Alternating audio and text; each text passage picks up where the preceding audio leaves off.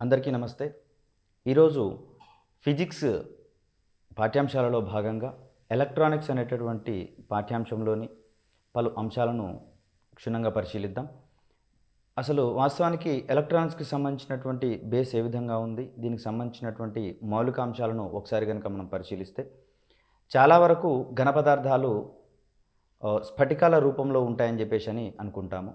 ఇక్కడ ఘన పదార్థాల్లోని అణువులన్నీ కూడా ఒక క్రమమైనటువంటి ఆకారంలో త్రిమితీయంలో అంటే 3 డైమెన్షన్‌లో ఉంటాయి. అదేవిధంగా వీటిలో ఉండేటటువంటి పరమాణువులన్నీ కూడా సమాన దూరాలలో అమరి ఉంటాయి కాబట్టి, ఈ రకమైనటువంటి ఆకృతిని మనము స్ఫటికాకృతి అని చెప్పేసి అంటాం. వాస్తవానికి పరమాణువులలో ఉండేటటువంటి వేలెన్సీ ఎలక్ట్రాన్స్ అన్నీ కూడా వివిధ శక్తి స్థాయిలను కలిగి ఉంటాయి. ఇక్కడ స్ఫటిక ఆకారంలో గనక ఈ పరమాణువులను అమర్చినప్పుడు ఆయా ఎలక్ట్రాన్ల యొక్క వేలెన్సీ ఎలక్ట్రాన్ల యొక్క శక్తి స్థాయిలు ఒకదానికొకటి అధ్యారోహణం చెంది ఉంటాయి కాబట్టి, ఈ రకమైనటువంటి అమరికలో అత్యధిక సంఖ్యలో దట్టంగా పేర్చబడినటువంటి ఈ వివిక్త శక్తి స్థాయిలని మనం శక్తి పట్టీలు అనేటటువంటి టెర్మినాలజీతోటి మనం ఇక్కడ పరిశీలిస్తాం.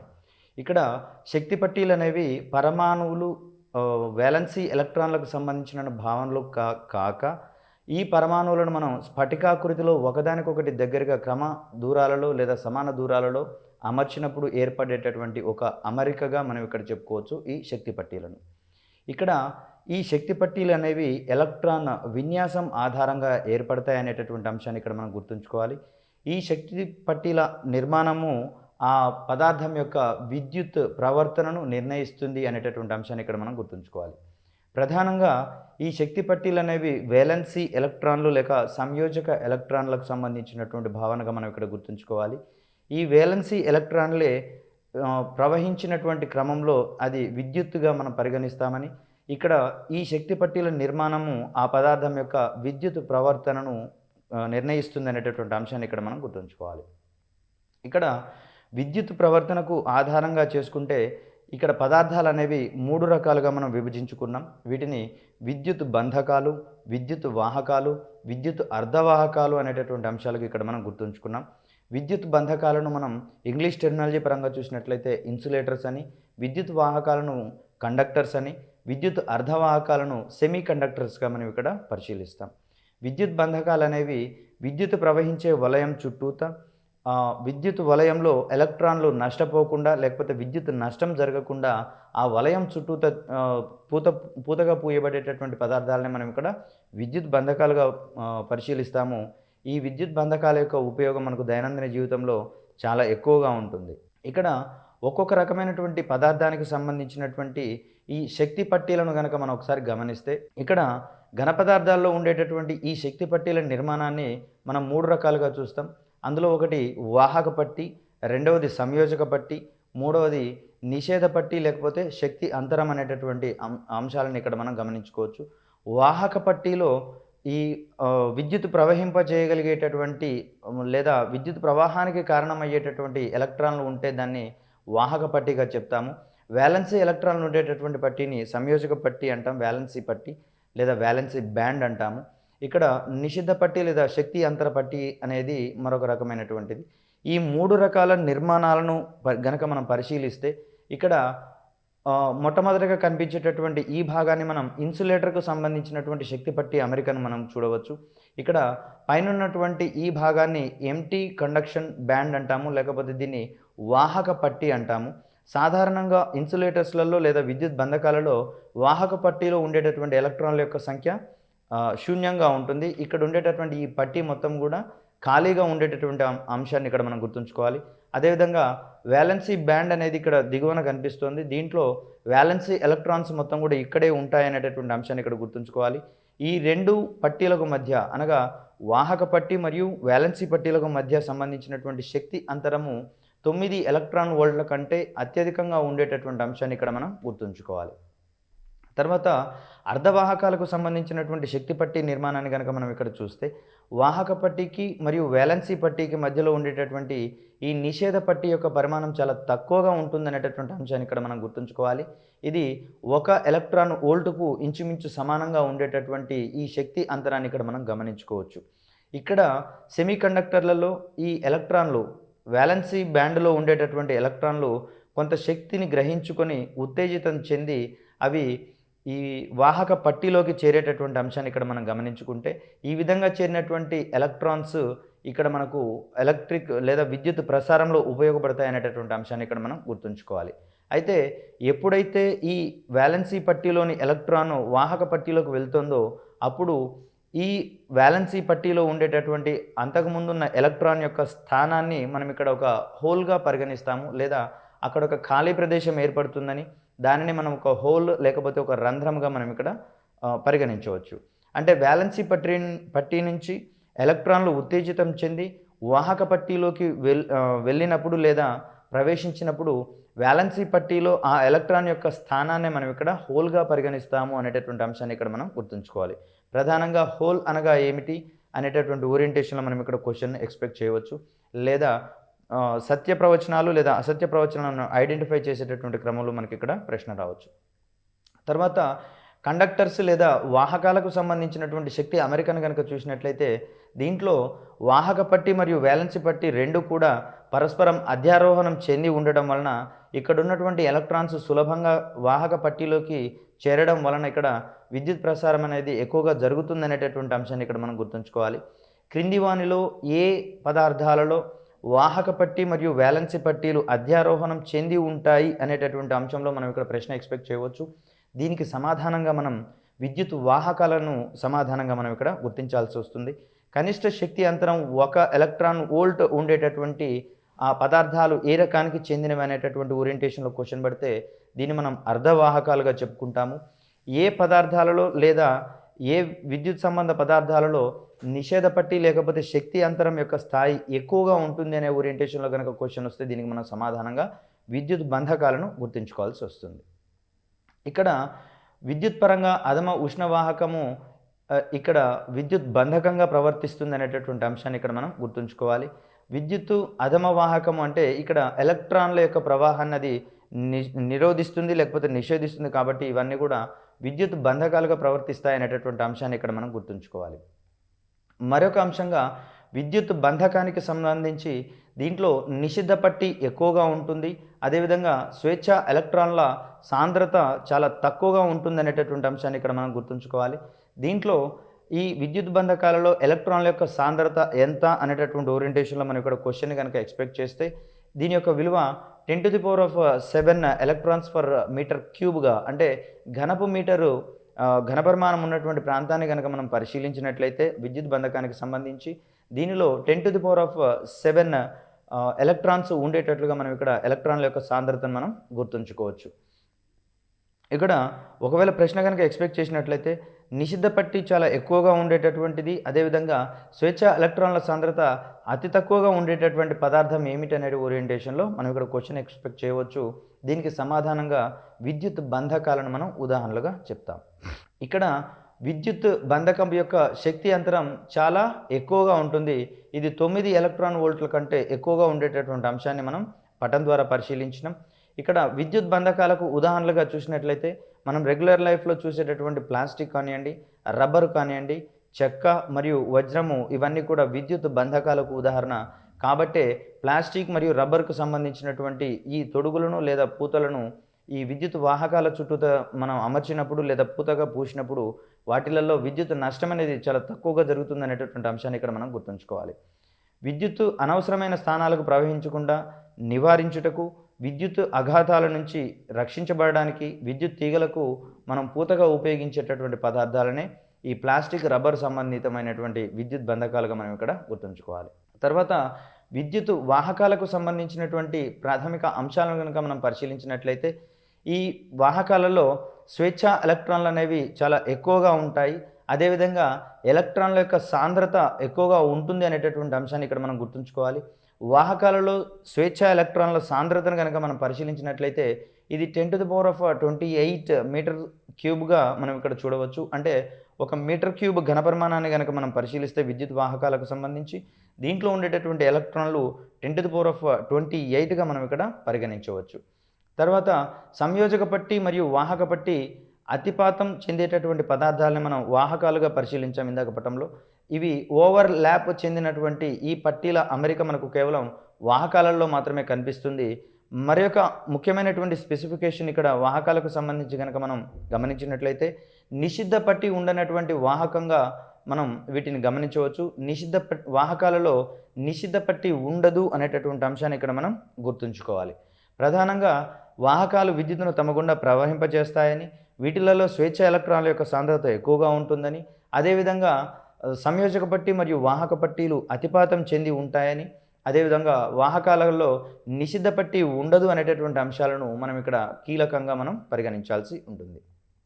అయితే అత్యుత్తమ విద్యుత్ వాహకాలకు సంబంధించినటువంటి పలు ఎగ్జాంపుల్స్లలో పలు పరీక్షలలో ప్రశ్నలు వచ్చినాయి కాబట్టి ఇక్కడ అత్యుత్తమ విద్యుత్ వాహకంగా మనం వెండిని పరిగణిస్తాము.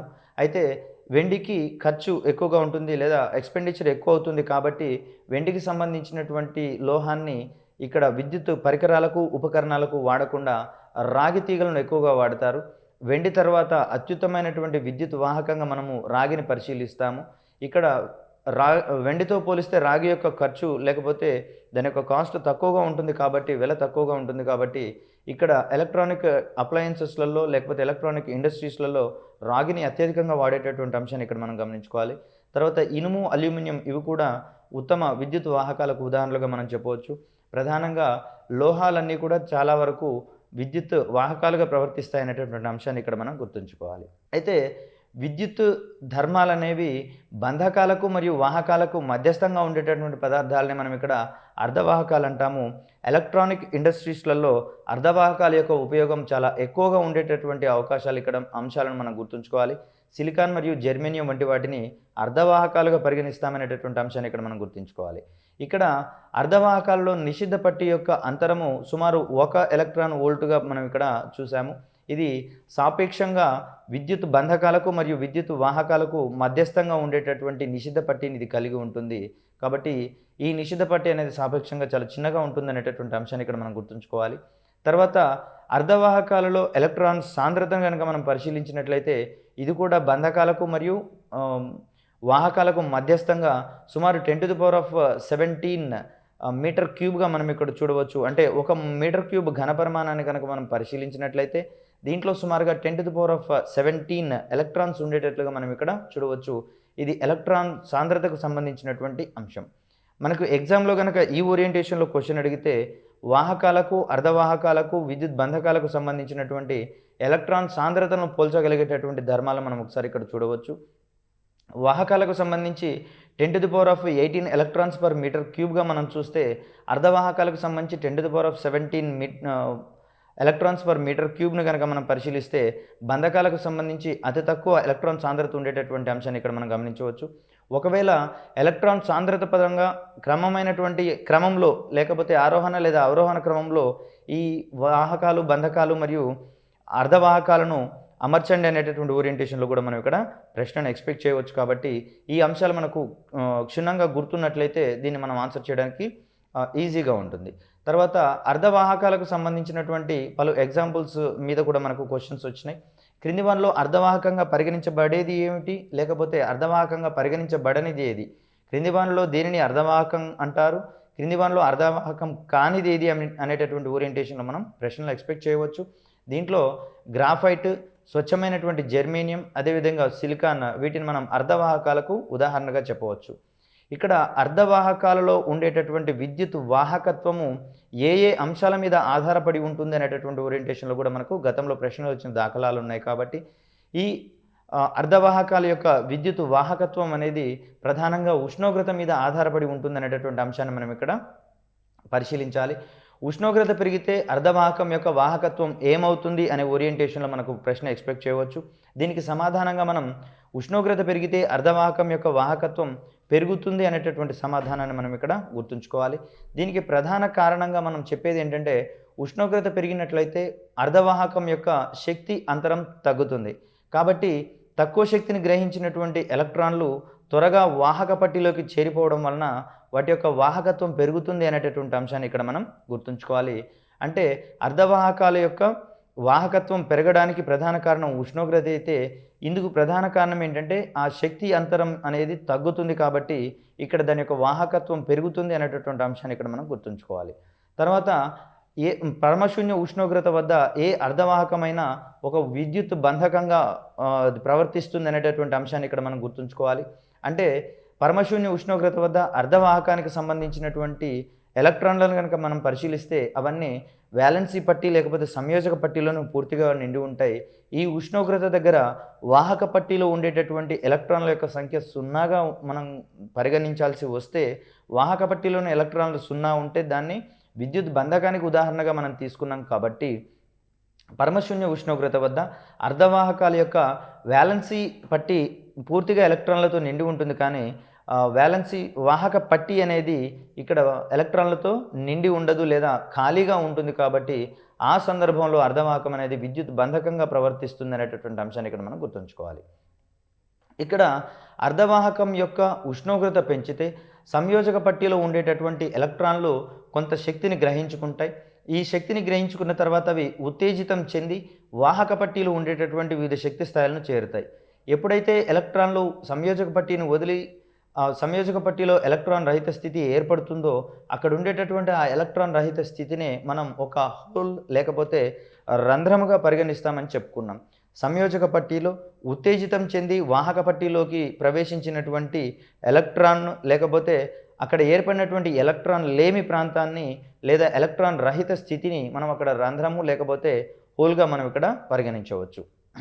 ప్రధానంగా రంధ్రాలు ఏ పట్టీలో ఏర్పడతాయి అనేటటువంటి అంశంలో కనుక మనం ప్రశ్నను ఎక్స్పెక్ట్ చేస్తే దీనికి సమాధానంగా మనం వేలెన్సీ పట్టీ లేకపోతే సంయోజక పట్టీని మనం ఆన్సర్గా పరిగణించాల్సి ఉంటుంది.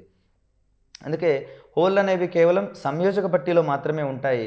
వాహక పట్టీలో ఈ వేలెన్సీ ఎలక్ట్రాన్స్ లేకపోతే సంయోజక పట్టీలో ఉత్తేజితం చెందబడినటువంటి ఎలక్ట్రాన్స్ మొత్తం కూడా వాహక పట్టీలోకి చేరుతాయి అనేటటువంటి అంశాన్ని ఇక్కడ మనం చూడవచ్చు. అయితే అర్ధవాహకంలో ప్రవహించేటటువంటి విద్యుత్ మొత్తం కూడా వాహక పట్టీలోకి చేరినటువంటి ఎలక్ట్రాన్ల వలన ఏర్పడుతుంది. కాబట్టి ఇక్కడ విద్యుత్ ప్రవాహం అనేది ఎలక్ట్రాన్ మరియు అక్కడ వాహక పట్టీలోకి ఎలక్ట్రాన్లు ఎన్నైతే చేరుతాయో అంత మొత్తం సంయోజక పట్టీలో హోళ్ళు కూడా ఏర్పడతాయి. కాబట్టి ఇక్కడ ఎలక్ట్రాన్ ప్రవాహం అనేది విద్యుత్తును కనుక నిర్ణయిస్తే ఈ విద్యుత్ అనేది ఎలక్ట్రాన్ మరియు హోళ్ళ విద్యుత్ ప్రవాహాల మొత్తానికి సమానం అవుతుంది అనేటటువంటి అంశాన్ని ఇక్కడ మనం గుర్తుంచుకోవాలి. అర్ధవాహకంలో ప్రవహించేటటువంటి విద్యుత్తు ఎలక్ట్రాన్ మరియు హోల్ విద్యుత్ ప్రవాహాల మొత్తానికి సమానం. ఇక్కడ ఎలక్ట్రాన్ల ద్వారా విద్యుత్ ప్రవాహము వాహక పట్టీలో జరిగితే హోళ్ళ ద్వారా విద్యుత్ ప్రవాహం అనేది సంయోజక పట్టీలో జరుగుతుంది అనేటటువంటి అంశాలు ఇక్కడ మనం గుర్తుంచుకోవాలి. ఇక్కడ హోళ్ళ ద్వారా జరిగేటటువంటి విద్యుత్ ప్రవాహము కేవలం ధనావేశాన్ని మాత్రమే ప్రవహింపచేస్తుంది. ఇక్కడ ఎలక్ట్రాన్ వాహక పట్టీలోకి చేరిన తర్వాత అక్కడ ఉండేటటువంటి లేమి ప్రాంతాన్ని మనం ధనావేశిత ప్రాంతంగా మనం పరిగణిస్తాము. అంటే హోల్కు ఉండేటటువంటి ఆవేశాన్ని మనం ఇక్కడ ధనావేశంగా పరిగణించవచ్చు.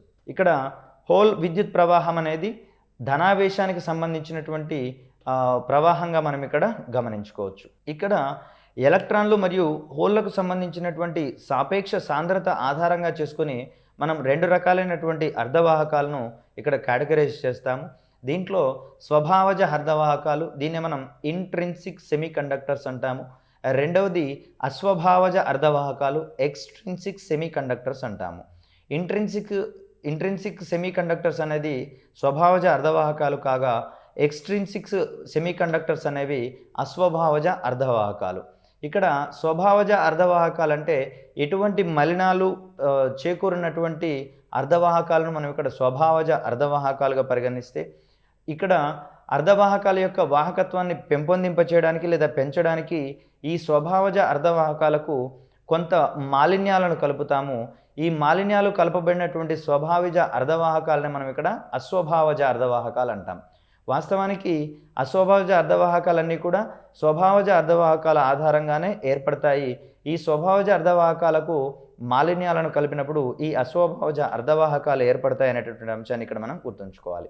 ఇక్కడ స్వభావజ అర్ధవాహకాలకు సంబంధించినటువంటి అంశాలను కనుక మనం పరిశీలించినట్లయితే, ఇక్కడ శూన్య ఉష్ణోగ్రత వద్ద స్వభావజ అర్ధవాహకాలకు సంబంధించినటువంటి శక్తి అంతరాల మీద మనం క్వశ్చన్ ఎక్స్పెక్ట్ చేయవచ్చు.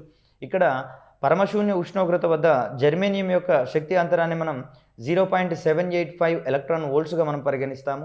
అదేవిధంగా పరమశూన్య ఉష్ణోగ్రత వద్ద సిలికాన్ యొక్క శక్తి అంతరం అనేది 1.21 ఎలక్ట్రాన్ వోల్ట్స్గా మనం ఇక్కడ చూడవచ్చు.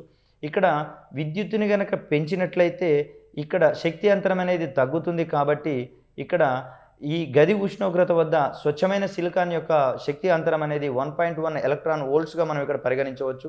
అదేవిధంగా గది ఉష్ణోగ్రత దగ్గర స్వచ్ఛమైన జెర్మేనియం యొక్క శక్తి అంతరం అనేది 0.72 ఎలక్ట్రాన్ వోల్ట్స్‌గా ఇక్కడ తగ్గుతుందనేటటువంటి అంశాన్ని మనం ఇక్కడ బేరీజు వేసుకోవాలి. ఇక్కడ పరమశూన్య ఉష్ణోగ్రత వద్ద ఈ అర్ధవాహకాలకు సంబంధించినటువంటి వాహకపు పట్టి పూర్తిగా ఖాళీగా ఉంటుంది కాబట్టి పరమశూన్య ఉష్ణోగ్రత వద్ద అర్ధవాహకాలనేవి విద్యుత్ బంధకాలుగా ప్రవర్తిస్తాయనేటటువంటి అంశాన్ని ఇక్కడ మనం గుర్తుంచుకోవాలి. స్వచ్ఛమైన లేదా మలినాలు లేనటువంటి అర్ధవాహకాలని మనం స్వభావజ అర్ధవాహకాలుగా పరిగణిస్తాము. వాహకపు పట్టీలోని ఎలక్ట్రాన్ల సంఖ్య సంయోజక పట్టీలోని హోళ్ల సంఖ్యకు సమానమైన స్థితిలో ఉండేటటువంటి అర్ధవాహకంగా మనం ఇక్కడ స్వభావజ అర్ధవాహకాన్ని పరిగణించాలి.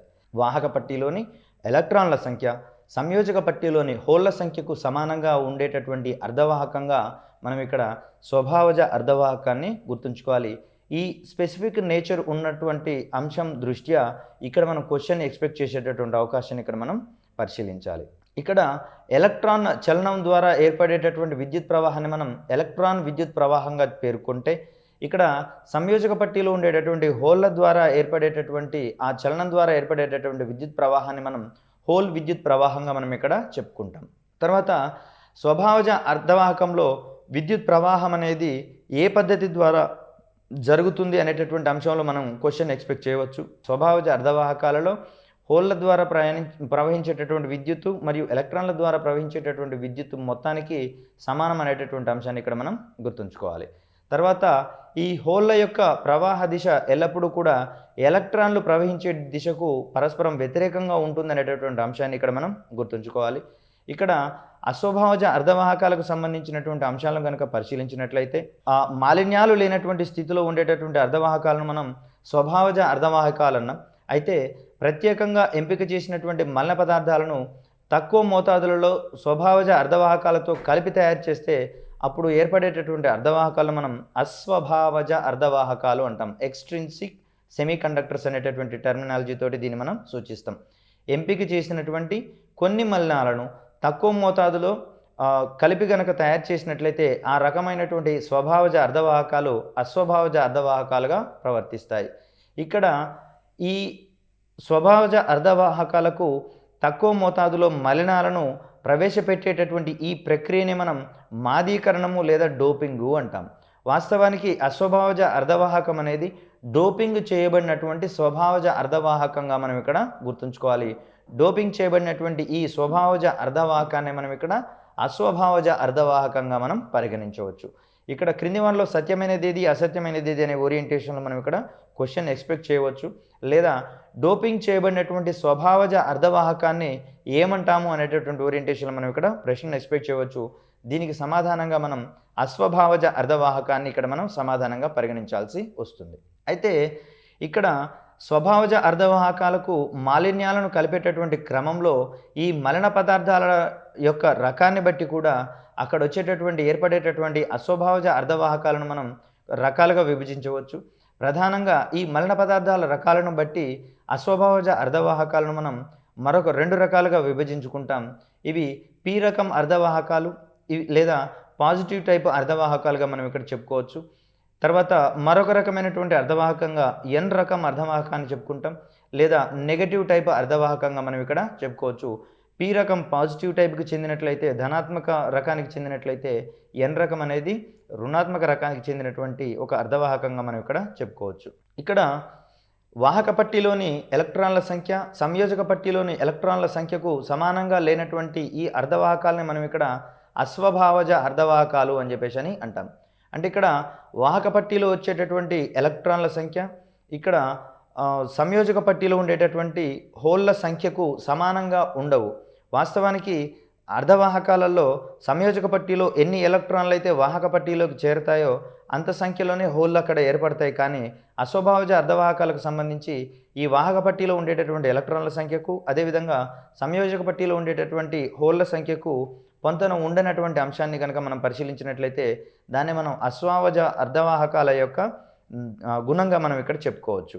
జెర్మేనియం సిలికాన్ వంటి ఈ అర్ధవాహకాలకు సంయోజక ఎలక్ట్రాన్ల సంఖ్యను 4గా చెప్పుకుంటాం. దీన్నే వ్యాలెన్సీ లేకపోతే సంయోజకతగా మనం ఇక్కడ చెప్పుకుంటాం. అంటే జెర్మేనియం మరియు సిలికాన్లలో స్వేచ్ఛ ఎలక్ట్రాన్ల సంఖ్య లేకపోతే సంయోజక ఎలక్ట్రాన్ల సంఖ్యను మనం 4గా చెప్పుకుంటాం.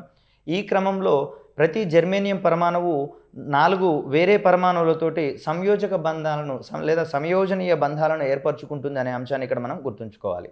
జెర్మేనియం మరియు సిలికాన్లకు సంయోజక ఎలక్ట్రాన్ల సంఖ్య 4 ఉంటుంది కాబట్టి ఇది మరొక 4 పరమాణువులతో ఎలక్ట్రాన్లను పంచుకొని సంయోజనీయ బంధాలను ఏర్పరచుకోగలుగుతుంది అనేటటువంటి అంశాన్ని ఇక్కడ మనం ప్రధానంగా గుర్తుంచుకుంటే, ఇక్కడ గ్యాలియం, ఇండియం, అల్యూమినియం మరియు బోరాన్ల వంటి పరమాణువులకు ఇక్కడ వీటి యొక్క సంయోజక ఎలక్ట్రాన్ల సంఖ్య 3గా ఉంటుంది అనేటటువంటి అంశాన్ని ఇక్కడ మనం గుర్తుంచుకోవాలి. వీటిని మనం త్రిసంయోజకత కలిగినటువంటి పరమాణువులుగా మనం చెప్పుకుంటాం. వీటికి త్రిసంయోజకత కలిగినటువంటి పరమాణువులుగా మనం గ్యాలియం, ఇండియం, అల్యూమినియం మరియు బోరాన్లను చెప్పుకుంటాము. ఈ మలినాలను ఇక్కడ మనం అర్ధవాహకాలతోటి ఏర్పరిచినప్పుడు సిలికాన్, జెర్మేనియం వంటి అర్ధవాహకాలకు మాదీకరణము లేదా డోపింగ్ చేసినప్పుడు ఇక్కడ మనకు అస్వభాజ అర్ధవాహకాలు ఏర్పడతాయి. ఈ పరిస్థితులలో ఈ గ్యాలియం మరియు ఇండియం, అల్యూమినియం లేదా బోరాన్లు జెర్మేనియం లేదా మరియు సిలికాన్లలోని 4 సంయోజక ఎలక్ట్రాన్లలోని 3 ఎలక్ట్రాన్లతో సంయోజనీయ బంధాలను ఏర్పరచుకుంటాయి. మరొక ఎలక్ట్రాన్ అనేది ఇక్కడ ఫ్రీ స్టేట్లో ఉండిపోతుంది, అదేవిధంగా ఎండిపోతుంది. ఇక్కడ దీనికి మరొక ఎలక్ట్రాన్ అవసరమైతే అక్కడ మరొక సంయోజనీయ బంధం ఏర్పడుతుంది. కాబట్టి ఇక్కడ ఎలక్ట్రాన్ రిక్వైర్మెంట్ ఉంది కాబట్టి ఇక్కడ ఏర్పడేటటువంటి ఈ ఎలక్ట్రాన్ ఆవశ్యకతని మనం ఇక్కడ ఒక హోల్గా పరిగణిస్తాము.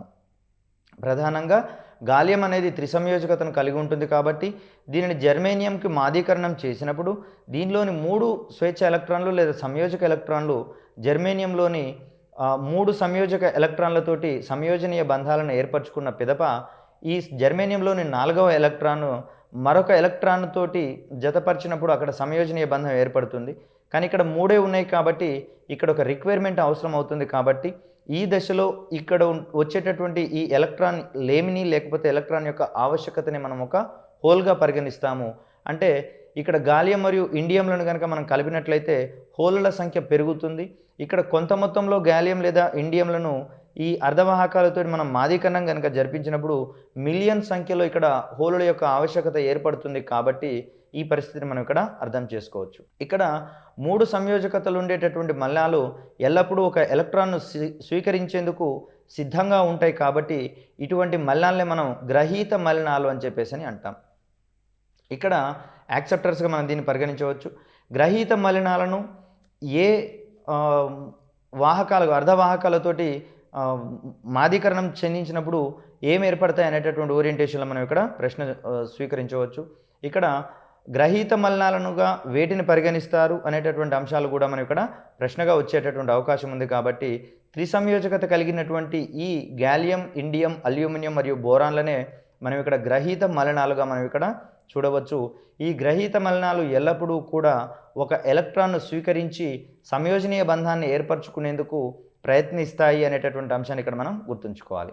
తర్వాత స్వభావజ అర్ధవాహకానికి గ్రహీత మాలిన్యాలు చేర్చడం వలన తయారయ్యేటటువంటి అర్ధవాహకాలు మనం పి రకం అస్వభావజ అర్ధవాహకాలుగా మనం ఇక్కడ పరిగణించవచ్చు. స్వభావజ అర్ధవాహకానికి గ్రహీత మాలిన్యాలు చేర్చడం వలన అక్కడ హోలులు అనేవి ఏర్పడతాయి, లేకపోతే రంధ్రాలు అనేవి ఏర్పడతాయి. కాబట్టి ఈ రకమైనటువంటి పరిస్థితులలో ఏర్పడినటువంటి అస్వభావజ అర్ధవాహకాన్ని పి రకం అర్ధవాహకంగా మనం గుర్తుంచుకోవచ్చు. ఇక్కడ పి రకం అర్ధవాహకాలలో విద్యుత్ వాహకత అనేది ప్రధానంగా సంయోజక పట్టీలో ఏర్పడేటటువంటి హోలుల ఆధారంగా ఏర్పడతాయి. ఎందుకంటే పి రకం అర్ధవాహకాలలో అత్యధిక సంఖ్యలో ఉండేటటువంటివి హోలులు మాత్రమే కాబట్టి ఈ హోలులన్నీ సంయోజక పట్టీలోనే ఉంటాయి. కాబట్టి ఇక్కడ సంయోజక పట్టీలోని హోలుల ఆధారంగానే విద్యుత్ వాహకత ఏర్పడుతుంది అనేటటువంటి అంశాన్ని ఇక్కడ మనం ప్రధానంగా గుర్తుంచుకోవాలి.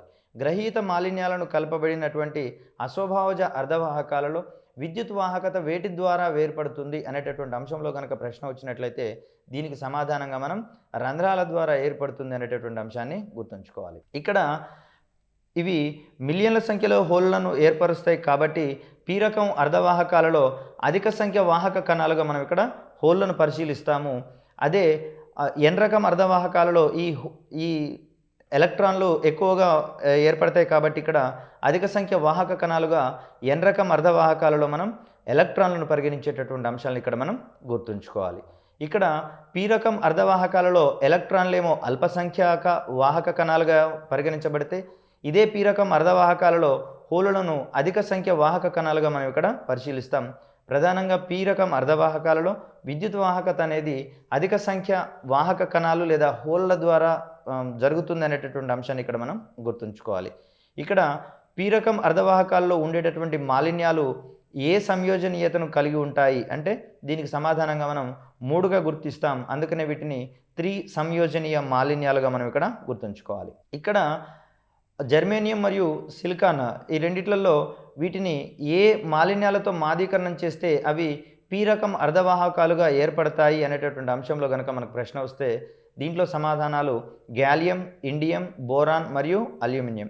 పి రకం అర్ధవాహకాలను ఏర్పరచడానికి తోడ్పడేటటువంటి పరమాణువులు ఏవి, లేకపోతే మాదీకరణం చెందించబడినటువంటి మాలిన్యాలు ఏవి కానివేవి అనేటటువంటి ఓరియంటేషన్లో మనం ఇక్కడ క్వశ్చన్ ఎక్స్పెక్ట్ చేయవచ్చు. కాబట్టి వీటికి సంబంధించి పి రకం అర్ధవాహకాలుగా మార్చడానికి జర్మేనియం లేదా సిలికాన్ను గ్యాలియం, ఇండియం, బోరాన్, అల్యూమినియం వీటిలలో ఏ దానితోటైనా మాలిన్యాలతోటి మాదీకరణం చెందించాలనేటటువంటి అంశాన్ని ఇక్కడ మనం గుర్తుంచుకోవాలి. దీనికి సంబంధించినటువంటి పటాన్ని కనుక మనం పరిశీలించినట్లయితే ఇది ఎన్ రకం అర్ధవాహకానికి సంబంధించినటువంటి ఒక అంశంగా మనం ఇక్కడ పరిగణించవచ్చు. దీంట్లో 5 సంయోజకత లేదా పంచ సంయోజకత కలిగినటువంటి ఫాస్ఫరస్ వంటి మాలిన్యాలను సిలికాన్ లేదా జర్మేనియం వంటి వాటితోటి మాదీకరణం చెందిస్తాం. అంటే త్రిసంయోజకత కలిగినటువంటి మాలిన్యాలను కలిపినప్పుడు అక్కడ ఒక ఎలక్ట్రాన్ లేమి ప్రాంతం ఏర్పడుతుంది. కాబట్టి దాన్ని మనం హోల్గా పరిగణిస్తే ఇక్కడ పంచ సంయోజకత కలిగినటువంటి ఫాస్ఫరస్ వంటి పరమాణువులతోటి ఈ జర్మేనియం వాటిని మాదీకరణం చెందించినప్పుడు ఇక్కడ ఒక స్వేచ్ఛ ఎలక్ట్రాన్ ఎక్కువగా ఉంటుంది. కాబట్టి ఈ స్వేచ్ఛ ఎలక్ట్రాన్కి ఇది మరొక ఎలక్ట్రాన్కి దాతగా ఇచ్చేటందుకు ఇక్కడ ఇవి రెడీగా ఉంటాయి. కాబట్టి వీటిని దాత మాలిన్యాలు అంటాం.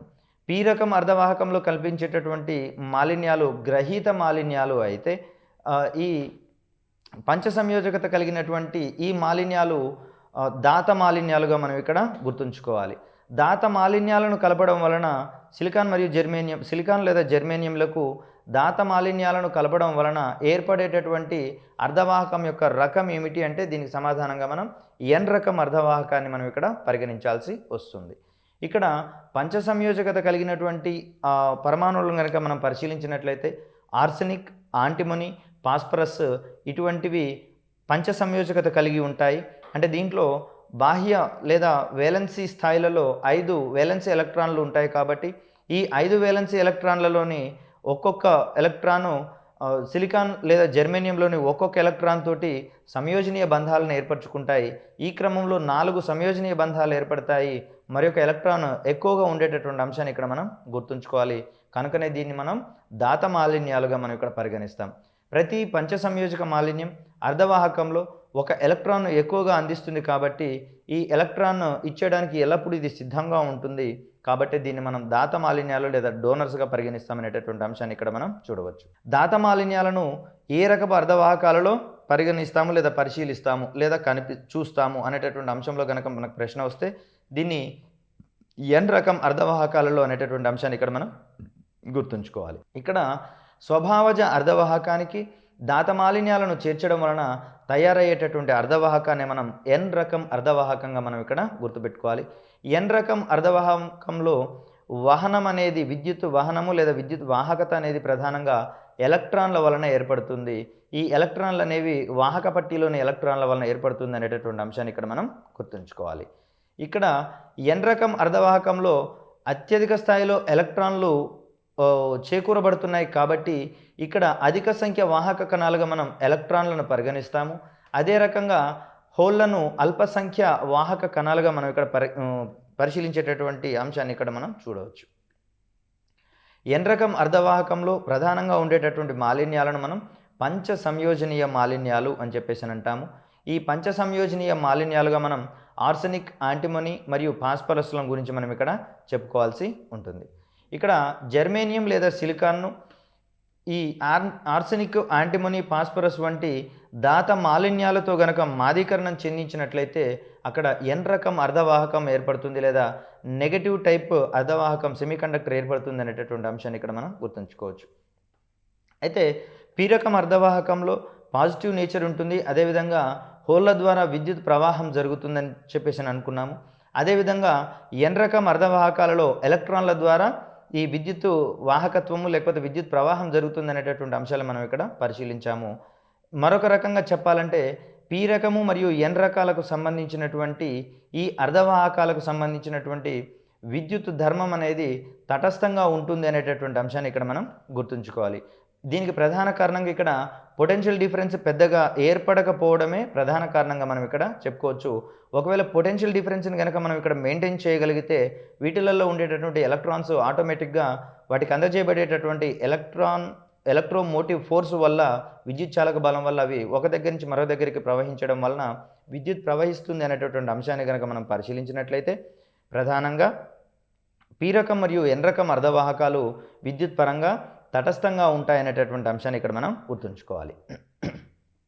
తర్వాత ఈ అస్వభావజ అర్ధవాహకాలకు సంబంధించినటువంటి ప్రయోజనాలు ఏ ఏ రంగాలలో ఉన్నాయనేటటువంటి ఓరియంటేషన్లో మనం ప్రశ్నను కనుక ఎక్స్పెక్ట్ చేస్తే ఎలక్ట్రానిక్స్ రంగంలో ఈ అస్వభావజ అర్ధవాహకాలను మనం ఎక్కువగా వాడుతున్నాం. ప్రధానంగా రేడియో మరియు కంప్యూటర్లకు సంబంధించినటువంటి అనేక విడిభాగాలను మనం ఈ అస్వభావజ అర్ధవాహకాలతోటే తయారు చేసేటటువంటి అంశాన్ని ఇక్కడ మనం గుర్తుంచుకోవాలి. రేడియో కంప్యూటర్ వంటి సాధనాల్లోని అనేక విడిభాగాలను ఈ అస్వభావజ అర్ధవాహకాలతోటి ఏర్పరచడానికి ప్రధాన కారణంగా ఇక్కడ ఉండేటటువంటి ఈ ఎలక్ట్రాన్ల ద్వారా విద్యుత్ ప్రసరింప చేయబడుతుంది కాబట్టి దీన్ని మనం ప్రధానంగా ఇక్కడ చూసుకోవాల్సినటువంటి అవసరం ఉంది. పి రకం అర్ధవాహకంలో అధిక సంఖ్యలో ఉండేటటువంటి వాహక కణాలుగా మనం హోల్లను పరిగణిస్తాము. అదే రకంగా ఎన్ రకం అర్ధవాహకంలో మనం అధిక సంఖ్యలో ఉండేటటువంటి వాహక కణాలుగా మనం ఇక్కడ ఎలక్ట్రాన్లను పరిశీలిస్తాం. ఇక్కడ పటంలో చూపినట్లుగా పిఎన్ జంక్షన్ డయోడ్గా దీన్ని మనం ఇక్కడ చూస్తాము. దీంట్లో పటంలో ఎడమ చేతి వైపు పి టైప్ అర్ధవాహకాన్ని, అదేవిధంగా కుడి చేతి వైపు ఎన్ రకపు అర్ధవాహకాన్ని దగ్గరగా చేర్చినట్లయితే పి రకం అర్ధవాహకంలో హోలులు ఎక్కువగా ఉంటాయి, ఎన్ రకం అర్ధవాహకంలో ఎలక్ట్రాన్లు ఎక్కువగా ఉంటాయి. ఈ రెండు పట్టీలను లేదా రెండు అర్ధవాహకాలను ఒకదానికొకటి దగ్గరగా జరిపినప్పుడు ఈ ఎన్ టైప్లో ఉండేటటువంటి కొన్ని ఎలక్ట్రాన్స్ పి టైప్లో ఉండేటటువంటి హోల్ల యొక్క స్థానాన్ని ఆక్రమించుకుంటాయి. అదేవిధంగా ఎన్ టైప్లో ఉండేటటువంటి ఇక్కడ ఎలక్ట్రాన్లు ఈ హోల్ల చేత ఆక్రమించుకోబడడం వలన ఇక్కడ ఇది న్యూట్రల్గా మారేటటువంటి అంశాన్ని ఇక్కడ మనం చూడవచ్చు. ఇక్కడ ఉండేటటువంటి దీన్నే మనం అవధిగా కూడలి లేదా జంక్షన్గా చెప్పుకుంటాం. ఇక్కడ ఈ కూడలి లేదా జంక్షన్కి సంబంధించినటువంటి ఈ భాగానికి ఇరువైపులా కొంత పొటెన్షియల్ డిఫరెన్స్ లేదా శక్మాంతరము ఇవ్వబడుతుంది కాబట్టి ఈ సందర్భంలో ఎలక్ట్రిసిటీ ప్రవహించేటటువంటి ధర్మం ప్రేరేపించబడుతుంది అనేటటువంటి అంశాన్ని ఇక్కడ మనం గుర్తుంచుకోవాలి. ఇక్కడ ఒక పి రకం అర్ధవాహకాన్ని ఎన్ రకం అర్ధవాహకాన్ని తగిన విధంగా జత చేసినప్పుడు ఆ రెండు అర్ధవాహకాలు కలిసేటటువంటి లేదా స్పృశించుకునేటటువంటి ఆ స్థానాన్ని మనం కూడలి లేదా జంక్షన్ అని చెప్పేసి అంటాం. ఇక్కడ జంక్షన్ దగ్గర పి టైప్ అర్ధవాహకంలోని హోళ్ళు లేదా రంధ్రాలు, ఎన్ టైప్ అర్ధవాహకంలోని ఎలక్ట్రాన్లు రెండు కూడా ఒకదానితో ఒకటి కలిసిపోయి అవి ఒకదానితో మరొకటి తటస్థీకరించుకుంటాయి. కాబట్టి ఆవేశపరంగా ఇక్కడ ఉండేటటువంటి వీటి యొక్క ఆవేశము తటస్థము లేదా న్యూట్రల్ అనేటటువంటి అంశాన్ని ఇక్కడ మనం గుర్తుంచుకోవాలి. ఇక్కడ పిఎన్ జంక్షన్కు రెండు వైపులా దగ్గరగా ఉండేటటువంటి ఎన్ భాగము ధనావేశంగా, పి భాగము రుణావేశంగా మారేటటువంటి అంశాన్ని ఇక్కడ మనం గుర్తుంచుకోవాలి. పిఎన్ జంక్షన్ దగ్గరగా చలించేటటువంటి ఆవేశ వాహక కణాల లేమి వలన ఏర్పడినటువంటి ప్రాంతాన్ని లేమి పొర లేదా లేమి ప్రాంతంగా మనం ఇక్కడ గుర్తుంచుకోవాలి. పిఎన్ జంక్షన్కు దగ్గరగా చలించేటటువంటి ఆవేశ వాహక కణాల లేమి వలన లేమి పొర ఏర్పడుతుంది లేదా లేమి ప్రాంతం ఏర్పడుతుంది అనేటటువంటి అంశాన్ని ఇక్కడ మనం గుర్తుంచుకోవాలి. ఇక్కడ జంక్షన్ వెంబడి ఉండేటటువంటి పొటెన్షియల్ భేదాన్ని, ఇక్కడ కల్పించబడినటువంటి పొటెన్షియల్ భేదాన్ని మనం ఇక్కడ అవరోధ పొటెన్షియల్ అంటాం.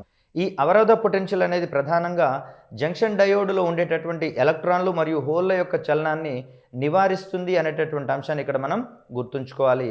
లేదా జంక్షన్ డయోడ్లో ఎలక్ట్రాన్లు మరియు హోల్ల యొక్క చలనాన్ని నివారించేది ఏమిటి అనే ఓరియంటేషన్లో కనుక మనం ప్రశ్నని ఎక్స్పెక్ట్ చేస్తే దీనికి సమాధానంగా మనం అవరోధ పొటెన్షియల్ అనేటటువంటి ఈ పదజాలాన్ని మనం ఇక్కడ గుర్తుంచుకోవాలి. తర్వాత టర్మినల్ కలిపినటువంటి పి రకం మరియు ఎన్ రకం అర్ధవాహకాలతోటి ఏర్పడేటటువంటి పిఎన్ జంక్షన్నే మనం ఇక్కడ పిఎన్ జంక్షన్ డయోడ్గా మనం ఇక్కడ చెప్పుకుంటాము. దీనికి సంబంధించినటువంటి అంశాన్ని గనక మనం ఇక్కడ చూసినట్లయితే ఇక్కడ P type silicon, N type silicon ఇవి రెండు ఒకటి యానోడ్కి ఇంకొకటి క్యాథోడ్కి కలపబడినటువంటి అంశాన్ని ఇక్కడ మనం చూడవచ్చు. ఇక్కడ యానోడ్ వైపు ఉండేటటువంటి దీన్ని మనం పీ అర్ధవాహకంగా, క్యాథోడ్ వైపు ఉండేటటువంటి ఈ భాగాన్ని మనం ఎన్ టైప్ లేకపోతే ఎన్ టైప్ అర్ధవాహకంగా మనం ఇక్కడ చూడవచ్చు. పిఎన్ జంక్షన్ డయోడ్లో బాణం యొక్క తల భాగం అనేది పీ రకం అర్ధవాహకాన్ని, ఇక్కడ ఉన్నటువంటి బాణం భాగము పీ రకం అర్ధవాహకాన్ని తెలియజేస్తే, ఇక్కడ ఉన్నటువంటి అడ్డుగీత అనేది ఎన్ అర్ధవాహకంగా తెలియజేస్తుంది అనేటటువంటి అంశాన్ని ఇక్కడ మనం గుర్తుంచుకోవాలి. బాణం యొక్క భాగము పీ రకం అర్ధవాహకాన్ని, అడ్డుగీత ఉన్నటువంటి ఈ భాగము ఎన్ రకం అర్ధవాహకాన్ని తెలియజేస్తుంది అనేటటువంటి అంశాన్ని ఇక్కడ మనం గుర్తుంచుకోవాలి. ఇక్కడ ధనావేశాల దిశ మరియు సాంప్రదాయక ప్రవాహ దిశను నిలువు గీత ఎన్ రకం అర్ధవాహకాన్ని సూచిస్తుంది అనేటటువంటి అంశాన్ని ఇక్కడ మనం గుర్తుంచుకోవాలి. ఇక్కడ పిఎన్ జంక్షన్ డయోడ్లో పి భాగాన్ని బ్యాటరీ యొక్క రుణావేశ టెర్మినల్కు, ఎన్ భాగాన్ని బ్యాటరీ యొక్క ధనావేశ టెర్మినల్కు కలిపినప్పుడు ఈ యొక్క స్థితిని మనం ఎదురు బయాస్ స్థితి అని చెప్పేసి అంటాం. ఇక్కడ పిఎన్ జంక్షన్ డయోడ్లో పి భాగాన్ని బ్యాటరీ యొక్క రుణావేశ టెర్మినల్కు, ఎన్ భాగాన్ని బ్యాటరీ యొక్క ధనావేశ టెర్మినల్కు కలిపినప్పుడు ఈ స్థితిని మనం ఎదురు బయాస్ స్థితి అంటాము. ఇక్కడ పటంలో పరిశీలించినట్లయితే పి రకం యొక్క అర్ధవాహకాన్ని యానోడ్కి కలిపినాం, ఇక్కడ ఎన్ టైపు అర్ధవాహకాన్ని క్యాథోడ్కి కలిపినాం. ఇక్కడ వచ్చేటటువంటి దీన్ని మనం ఫార్వర్డ్ బయాస్గా చెప్పుకుంటాము. లేదా ఇక్కడ పరిశీలించినట్లయితే పి రకం అర్ధవాహకాన్ని నెగటివ్ టెర్మినల్కి, ఎన్ రకం అర్ధవాహకాన్ని పాజిటివ్ టెర్మినల్కి మనం ఇక్కడ కలిపినట్లయితే ఇక్కడ కల్పించబడేటటువంటి దీన్నే మనం రివర్స్ బయాస్గా మనం ఇక్కడ పరిశీలించవచ్చు. సో ఇక్కడ ఈ ఫార్వర్డ్ బయాస్ మరియు రివర్స్ బయాస్ల ఆధారంగానే వలయంలో కానివ్వండి లేదా ఈ ట్రాన్సిస్టర్ వంటి భాగాలలో ఇక్కడ విద్యుత్ ప్రవాహం జరుగుతుంది అనేటటువంటి అంశాన్ని ఇక్కడ మనం గుర్తుంచుకోవాలి. ఇది పల్స్ మేనర్లో ఇక్కడ విద్యుత్ ప్రవాహం అనేది జరుగుతుంది అనేటటువంటి అంశాన్ని ఇక్కడ మనం గుర్తుంచుకోవచ్చు. పిఎన్ జంక్షన్ డయోడ్ను వాలు బయాస్ స్థితిలో ఉంచినట్లయితే ఇక్కడ నిరోధము చాలా తక్కువగా కల్పించబడుతుందని, నిరోధం తక్కువగా ఉన్నప్పుడు విద్యుత్ వాహకత ఎక్కువగా ఉంటుంది కాబట్టి విద్యుత్ ప్రవాహం ఎక్కువగా జరుగుతుంది అనేటటువంటి అంశాన్ని ఇక్కడ మనం గుర్తుంచుకోవచ్చు. ఒకవేళ పిఎన్ జంక్షన్ డయోడ్ని ఎదురు బయాస్ స్థితిలో కనుక మనం ఉంచినట్లయితే అక్కడ నిరోధం అత్యధికంగా కల్పించబడుతుంది, ఇక్కడ వలయంలో విద్యుత్తును ప్రవహింప చేయదు అనేటటువంటి అంశాన్ని ఇక్కడ మనం గుర్తుంచుకోవాలి. పిఎన్ జంక్షన్ డయోడ్ని వాలు బయాస్లో ఉంచినప్పుడు విద్యుత్ ప్రవహింపజేయబడుతుందని, ఎదురు బయాస్ స్థితిలో ఉంచినప్పుడు విద్యుత్ నిలిపివేయబడుతుంది అనేటటువంటి అంశాన్ని ఇక్కడ మనం గుర్తుంచుకోవాలి. ఎదురు బయాస్ స్థితిలో పిఎన్ జంక్షన్ డయోడ్ అత్యధిక నిరోధాన్ని కల్పిస్తుంది కాబట్టి ఇక్కడ వలయంలో విద్యుత్తుని ప్రవహింప చేయదు అనేటటువంటి అంశాన్ని ఇక్కడ మనం గుర్తుంచుకోవాలి. ఇక్కడ పటంలో చూసినట్లయితే పిఎన్ జంక్షన్ డయోడ్కు సంబంధించినటువంటి ఒక అమరికని ఇక్కడ మనం గమనించుకోవచ్చు. ఇక్కడ పిఎన్ జంక్షన్ డయోడ్ అనేది ఎలక్ట్రానిక్ ఇండస్ట్రీలో ఎక్కువ ఉపయోగాలు ఉన్నటువంటిదిగా మనం ఇక్కడ పరిశీలించవచ్చు. దీన్ని ఇక్కడ మనం ఏకధిక్కారిగా మనం ఇక్కడ ఉపయోగించవచ్చు. అంటే ఏసీ కరెంటుని లేదా ఏకాంతర విద్యుత్తును మనం ఇక్కడ డీసీ కరెంట్ లేదా ఏకముఖ విద్యుత్తుగా మనం ఇక్కడ మార్చి ప్రసారం చేయవచ్చు. ఇక్కడ పిఎన్ జంక్షన్ డయోడ్ అనేది రెక్టిఫైర్గా పనిచేస్తుంది అనేటటువంటి అంశాన్ని ఇక్కడ మనం గమనించుకోవాలి. క్రింది వానిలో ఏకధిక్కారిగా పనిచేసేటటువంటి అమరికను గుర్తించండి అంటే దానికి సమాధానంగా మనం ఇక్కడ పిఎన్ జంక్షన్ డయోడ్ను మనం ఇక్కడ చూసుకోవచ్చు. అదేవిధంగా ఈ పిఎన్ జంక్షన్ డయోడ్ అనేది ఒక ఎలక్ట్రానిక్ స్విచ్లా ఉపయోగిస్తుంది అనేటటువంటి అంశాన్ని కూడా మనం ఇక్కడ గమనించుకోవచ్చు. ఇక్కడ ఏకధిక్కారిగా ఈ పిఎన్ జంక్షన్ డయోడ్ పనిచేసేటటువంటి పరిస్థితులలో ఇక్కడ రేడియో మరియు టీవీ వంటి ఎలక్ట్రానిక్ పరికరాలకు ఈ సరఫరా చేసేటటువంటి విద్యుత్ ఎల్లవేళలా ఏసీ కరెంటు కాకుండా డీసీ కరెంటుగా మనకి ఇక్కడ ఉండాల్సిన అవసరం ఉంది. కాబట్టి ఈ పిఎన్ జంక్షన్ డయోడ్లను ఈ ఎలక్ట్రానిక్ డివైసెస్, రేడియో మరియు టీవీ వంటి ఎలక్ట్రానిక్ డివైసెస్ని తయారు చేసేటటువంటి క్రమంలో వీటిని వాడినట్లయితే బయట నుంచి మనం సప్లై చేసేటటువంటి ఏకాంతర విద్యుత్ అనేది ఏకముఖ విద్యుత్తుగా మార్చబడుతుంది. కాబట్టి ఎలక్ట్రానిక్ పరికరాలు ఏ ఇబ్బంది లేకుండా పనిచేసేటటువంటి పరిస్థితికి ఇది కల్పించడం జరుగుతుంది. ఇక్కడ కొన్ని రకాలైనటువంటి పిఎన్ జంక్షన్ డయోడ్లకు విద్యుత్తును సరఫరా చేసినప్పుడు అవి వెలుగులను వెదజల్లుతాయి. కాబట్టి ఇక్కడ మనం లైట్ ఎమిటింగ్ డయోడ్గా వీటిని మనం పరిగణిస్తాము. ఇట్లాంటి డయోడ్లనే మనం కాంతి ఉద్గార డయోడ్ లేదా లైట్ ఎమిటింగ్ డయోడ్స్గా పరిగణిస్తాం. వీటిని మనం ఎల్ఈడి అనేటటువంటి సంక్షిప్త నామంతో చెప్పుకుంటాం. ప్రధానంగా ప్రస్తుతము విద్యుత్ శక్తిని కన్జర్వ్ చేసేటటువంటి క్రమంలో, పొదుపు చేసేటటువంటి క్రమంలో ఈ మధ్య కాలంలో మున్సిపాలిటీల దగ్గర నుంచి గృహ అవసరాలకు ఉపయోగపడేటటువంటి బల్బులను కూడా మనం ఎల్ఈడి బల్బులకు మార్చుకునేటటువంటి అంశాన్ని ఇక్కడ మనం గుర్తుంచుకోవచ్చు. దీనికి ప్రధాన కారణంగా మిగతా బల్బులతో పోలిస్తే ఈ ఎల్ఈడి బల్బులు అనేవి తక్కువ విద్యుత్తుని వినియోగించుకొని ఎక్కువ వెలుతురుని వెదజిమ్ముతుంది అనేటటువంటి అంశాన్ని ఇక్కడ మనం పరిశీలించవచ్చు.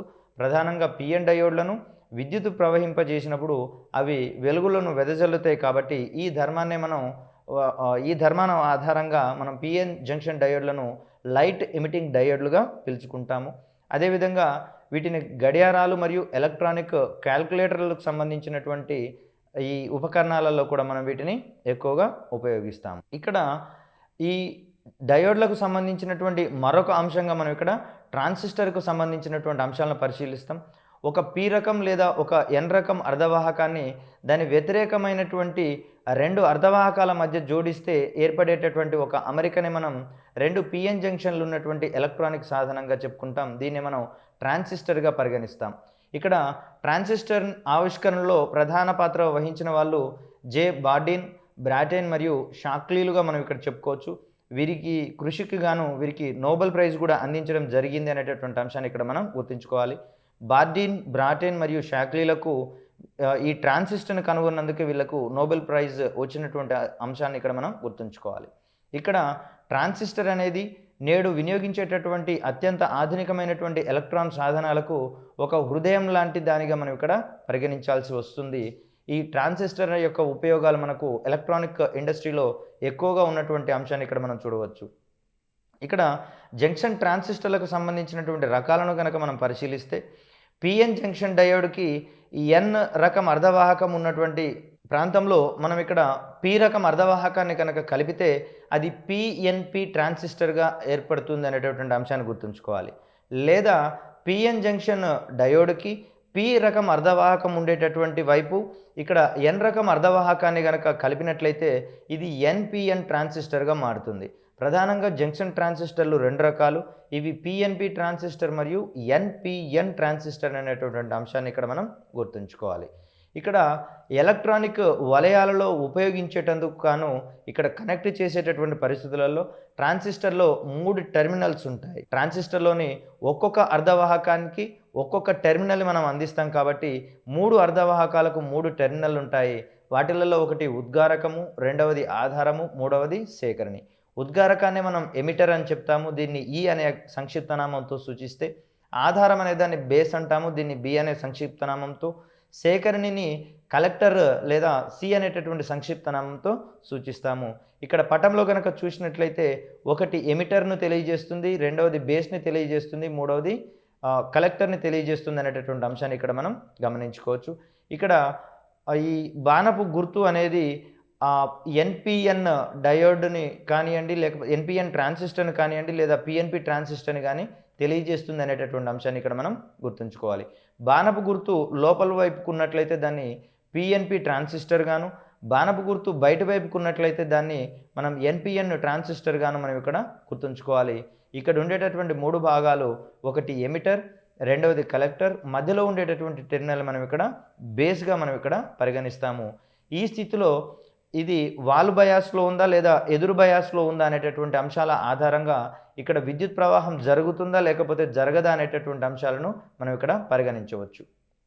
ఇక్కడ ఉద్గారకాన్ని మనం ఒక బాణం గుర్తుతో సూచిస్తాము. ఈ బాణం సాంప్రదాయక వాల్ బయాస్లో విద్యుత్ ప్రవాహ దిశను తెలియజేస్తుంది. జంక్షన్ ట్రాన్సిస్టర్లో 2 పిఎన్ జంక్షన్లు ఉంటాయనుకున్నాం. వలయంలో ఒక జంక్షన్ వాల్ బయాస్ స్థితిలో ఉంటుంది, రెండవ జంక్షన్ ఎదురు బయాస్ స్థితిలో ఉంచేటట్లుగా కలిపినప్పుడు వాల్ బయాస్ స్థితిలో ఉన్నప్పుడు అత్యల్పమైనటువంటి నిరోధకత కల్పించబడుతుంది కాబట్టి ఆ పరిస్థితులలో విద్యుత్ ప్రవాహం జరుగుతుందని, ఎదురు బయాస్ స్థితిలో ఉండేటప్పుడు ఎక్కువ నిరోధం కల్పించబడుతుంది కాబట్టి ఈ స్థితిలో విద్యుత్ ప్రవాహము జరగదు అనేటటువంటి అంశాలు ఇక్కడ మనం గమనించుకోవాలి. విద్యుత్ ప్రవాహం జరిగేటటువంటి ఈ స్థితి యొక్క సంకేతనామాన్ని 1 అనే లెటర్ తోటి, ఇక్కడ విద్యుత్ ప్రవాహం నిల్పబడుతుంది అనేటటువంటి ఈ అంశాన్ని మనం ఆఫ్ లేకపోతే 0 అనేటటువంటి ఒక అంకెతోటి మనం ఇక్కడ సూచిస్తాము. ఇదే మనకు కంప్యూటర్ ఇండస్ట్రీలో అది పనిచేసేటటువంటి బైనరీ కోడెడ్ డెసిమల్ సిస్టమ్‌ని ఏర్పాటు చేసేటటువంటి ఒక ముఖ్యమైనటువంటి అంశంగా మనం ఇక్కడ చూడవచ్చు. వాల్వ్ బయాస్ స్థితిలో విద్యుత్ ప్రవాహం జరుగుతుంది కాబట్టి ఈ స్థితిలో ఆన్ అంటాము. రెండవ జంక్షన్‌లో ఎదురు బయాస్ స్థితిలో ఉంటుంది కాబట్టి ఈ స్థితిని మనం ఆఫ్ పొజిషన్ లేకపోతే 0 పొజిషన్‌గా మనం ఇక్కడ పరిగణించవచ్చు. ప్రధానంగా జంక్షన్ ట్రాన్సిస్టర్లకు సంబంధించినటువంటి ఉపయోగాలను గనక మనం పరిశీలించినట్లయితే ఇక్కడ ఈ ట్రాన్సిస్టర్ అనేది యాంప్లిఫైయర్‌గా పనిచేస్తుంది లేదా వృద్ధీకరణగా పనిచేస్తుంది అనేటటువంటి అంశాన్ని ఇక్కడ మనం గుర్తుంచుకోవాలి. ఇక్కడ ట్రాన్సిస్టర్ తనకు అందజేయబడినటువంటి విద్యుత్ ప్రవాహాన్ని లేదా వోల్టేజ్ యొక్క పరిమాణాన్ని ఇది వృద్ధీకరిస్తుంది లేకపోతే యాంప్లిఫై చేస్తుంది లేదా పెరిగేటట్లుగా చేస్తుంది అనేటటువంటి అంశాన్ని ఇక్కడ మనం గుర్తుంచుకోవాలి. ఇన్పుట్గా మనం ఇచ్చినటువంటి విద్యుత్ ప్రవాహాన్ని కానివ్వండి, వోల్టేజ్ యొక్క పరిమాణాన్ని కానివ్వండి, ఈ ట్రాన్సిస్టర్ అనేది యాంప్లిఫై చేస్తుంది. ఇక్కడ మరొక ఉపయోగాన్ని కనుక మనం గమనించినట్లయితే ఎలక్ట్రానిక్ వలయాలలో ట్రాన్సిస్టర్లను వివిధ అవధులలో ఉండేటటువంటి పౌనఃపున్యాలను ఉత్పత్తి చేసే ఆసిలేటర్స్గా మనం ఇక్కడ ఉపయోగించవచ్చు. అంటే ఎలక్ట్రానిక్ వలయాలలో ఇవి ఆసిలేటర్స్గా ఉపయోగపడతాయి. ఇవి ప్రధానంగా ఆసిలేట్ చేసేటటువంటి క్రమంలో వివిధ పౌనఃపున్యాలను ఉత్పత్తి చేసేటటువంటి డోలకాలుగా మనం ఇక్కడ ఉపయోగిస్తాము. అదేవిధంగా పవర్ హౌస్కు సంబంధించినటువంటి అంశాలు లేదా సామర్థ్య జనకాలకు సంబంధించి ఈ సామర్థ్య స్థిరతను నియంత్రించేందుకు స్టెబిలైజర్లుగా వినియోగించేటటువంటి అంశాన్ని, అంటే అందులో వచ్చేటటువంటి పవర్ హౌస్లలో వచ్చేటటువంటి పవర్లోని హెచ్చుతగ్గులను స్టెబిలైజ్ చేసేసి ఒక క్రమ పద్ధతిలో విద్యుత్తును పంపిణీ చేయడానికి గాను ఇక్కడ ట్రాన్సిస్టర్లను ఉపయోగిస్తారు అనేటటువంటి అంశాన్ని ఇక్కడ మనం గుర్తుంచుకోవాలి. మైక్రో ఎలక్ట్రానిక్స్ సంబంధించినటువంటి వ్యవస్థలలో ఇంటిగ్రేటెడ్ సర్క్యూట్స్లలో ఈ ట్రాన్సిస్టర్లు అతి ప్రముఖమైనటువంటి పాత్రను వహిస్తాయని, ఈ ఇంటిగ్రేటెడ్ సర్క్యూట్స్ ఆధారంగానే కంప్యూటర్లు పనిచేస్తాయని, ఈ కంప్యూటర్లకు బ్యాక్ బోన్గా మనం దీన్ని ఇంటిగ్రేటెడ్ సర్క్యూట్స్ని పరిగణిస్తాం కాబట్టి ఇంటిగ్రేటెడ్ సర్క్యూట్స్ని ఏర్పాటు చేసేటటువంటి క్రమంలో ట్రాన్సిస్టర్లు అత్యంత ప్రముఖమైనటువంటి పాత్రను వహిస్తాయనేటటువంటి అంశాన్ని ఇక్కడ మనం గుర్తుంచుకోవాలి. ప్రధానంగా ఎలక్ట్రానిక్స్కి సంబంధించినటువంటి ఈ పాఠ్యాంశంలో మనం అర్ధవాహకాలకు సంబంధించినటువంటి పరిపూర్ణమైనటువంటి అంశాలను కూడా మనం ఇక్కడ అధ్యయనం చేయాల్సి వస్తుంది. దీంట్లో భాగంగా అర్ధవాహకాలైనటువంటి సిలికాన్ మరియు జర్మేనియంలను ఏ రకమైనటువంటి మాలిన్యాలతో మాదీకరణం చెందించినప్పుడు అస్వభావజ వాహకాల యొక్క రకాలు ఏ విధంగా ఏర్పడతాయి అనేటటువంటి అంశాలను మనం ఇక్కడ గుర్తుంచుకోవాలి. తర్వాత పిఎన్ జంక్షన్ డయోడ్లకు సంబంధించి, తర్వాత పి రకం అర్ధవాహకాలు, ఎన్ రకం అర్ధవాహకాలు ఏర్పడేటటువంటి క్రమంలో వేటికి దాత మాలిన్యాలను కలపాలి, వేటికి గ్రహీత మాలిన్యాలను కలపాలనేటటువంటి అంశాలు, అదేవిధంగా పిఎన్ జంక్షన్ డయోడ్కు సంబంధించినటువంటి ఉపయోగాలు, ట్రాన్సిస్టర్లుగా వాటిని పరివర్తనం చెందించిన తర్వాత లేదా రూపొందించిన తర్వాత వాటి యొక్క అప్లికేషన్స్ లేదా ఉపయోగాలు ఎలక్ట్రానిక్ ఇండస్ట్రీలో ఏ విధంగా ఉన్నాయనేటటువంటి అంశాలలో మనం ఇక్కడ ప్రశ్నలను ఎక్స్పెక్ట్ చేయవచ్చు. కాబట్టి ఎలక్ట్రానిక్స్కి ఇది ఒక బ్యాక్ బోన్ అంశాలుగా మనం పరిశీలించినట్లయితే మనకు ప్రశ్నాంశాలలో కూడా వీటికి సంబంధించినటువంటి ప్రశ్నలు ఎక్కువగానే వచ్చే అవకాశాలు ఉన్నాయి. కాబట్టి ఈ యొక్క పాఠ్యాంశాలను క్షుణ్ణంగా పరిశీలించి దీనికి సంబంధించినటువంటి క్వశ్చనర్ ఏ విధంగా రాబోతుందో ఊహించగలిగినప్పుడే ఈ పాఠ్యాంశంలో మనం అత్యధిక బిట్లను ఎక్కువగా కరెక్ట్ ఆన్సర్లు గుర్తించి ఎక్కువ స్కోర్ను సాధించడానికి అవకాశం ఉంటుంది.